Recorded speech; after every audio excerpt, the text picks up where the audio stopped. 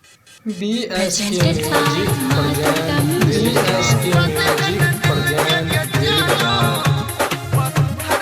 Singing by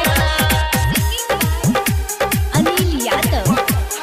Music by Ritik Des.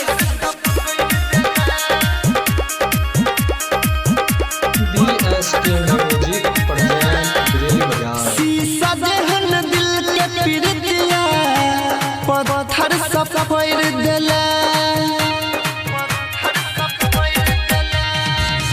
शीशा जहन दिल के पिरतिया पत्थर सब फोड़ देला। जानो से ज्यादा चाहलियो तो यो मुँह मोड़ लेला। जानो से ज्यादा चाहलियो तो यो मुँह मोड़ लेला।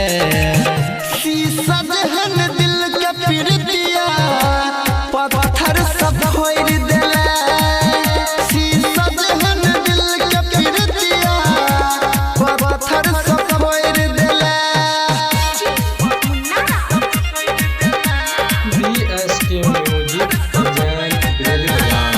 इसके बाजार मधुबनी।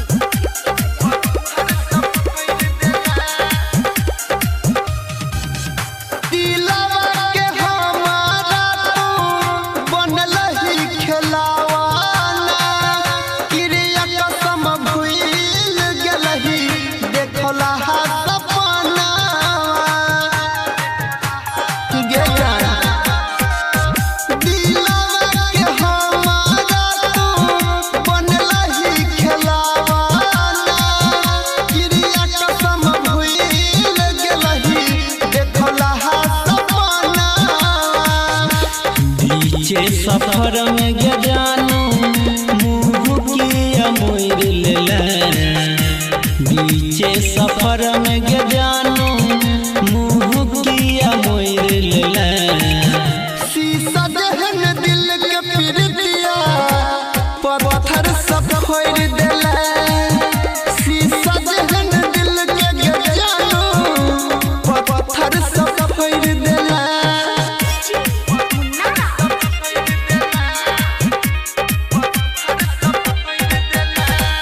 इसके बाजार मधुबनी।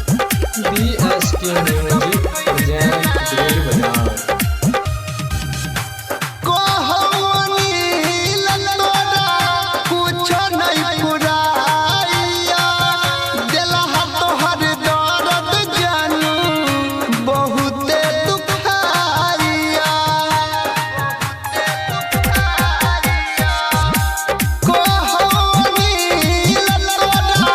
कुछो नहीं पुराइया दिला तोहर दर्द जानू बहुते दुखाइया।